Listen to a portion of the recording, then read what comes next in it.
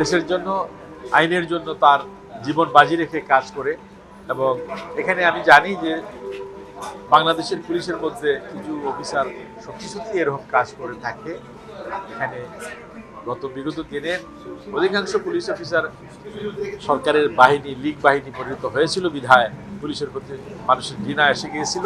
এখান থেকে আমরাও চাই, দেশবাসী সবাই চাই আমরা, যে মানুষের পুলিশের প্রতি শ্রদ্ধাবোধ আসুক।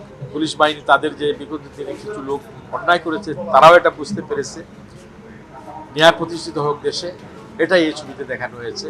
এবং এটা আমি মনে করি এই ছবি এই ঈদে একটা ভালো রেজাল্ট নিয়ে আসবে, দর্শক মন্ডিত ছবি হবে, এটাই আমি আজকের দিনে বলছি। এই ঈদে প্রায় 8টার মতো ছবি নাকি রিলিজের জন্য প্রস্তুতি নিচ্ছে। এটা ব্যবসার জন্য ভালো হবে না কোনো মতেই, কারণ আমাদের দেশে এতগুলো সিনেমা হল নেই এই মুহূর্তে। এটা প্রডিউসারদের জন্য ক্ষতিকর হবে। আশা করছি আরও কম ছবি রিলিজ হবে এবং দর্শক দেখতে পাবে।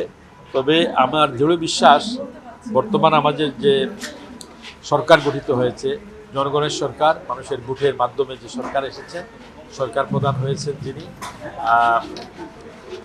আমাদের তারুণ্যের অহংকার, আমাদের সবার প্রিয় জনাব তারেক রহমান, তিনি আমাদের এই চলচ্চিত্রের প্রতি তার নজর আছে। তিনি অত্যন্ত আন্তরিক এই ব্যাপারে।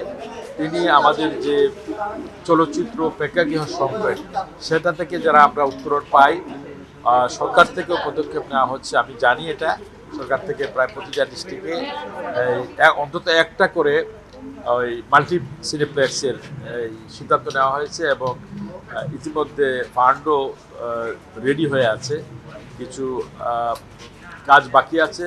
আমার মনে হয় আগামী বছর ঈদের আগেই এই সমস্ত প্রেক্ষাগৃহগুলো নতুন আঙ্গিকে কাজ শুরু, মানে প্রদর্শন করতে পারবে সিনেমা। এবং খুব তাড়াতাড়ি আমার মনে হচ্ছে 3-4 মাসের ভিতরে এই সিনেমাগুলোর কার্যক্রম শুরু হবে।